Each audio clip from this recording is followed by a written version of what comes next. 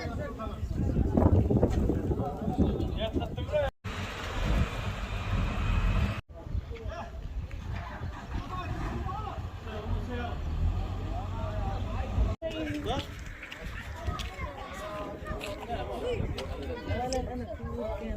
الله الرحمن الرحيم.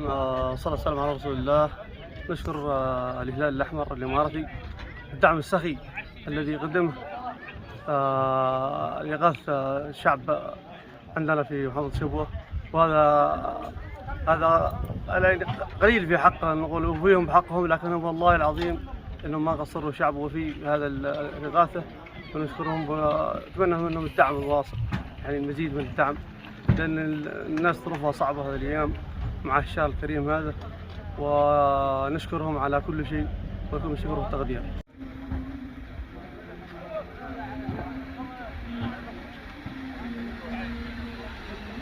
بسم الله الرحمن الرحيم. نشكر دولة الإمارات على دعمهم السخي لمنطقة مديرية الصعيد، وقد جاء هذا في وقته المناسب، يعني في شهر فضيل والناس في حاجة لهذا الشيء.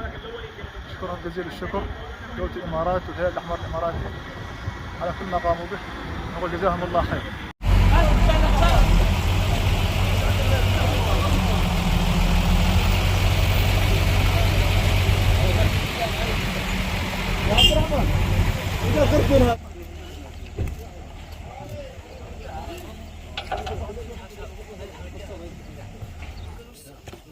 الرحمن الرحيم.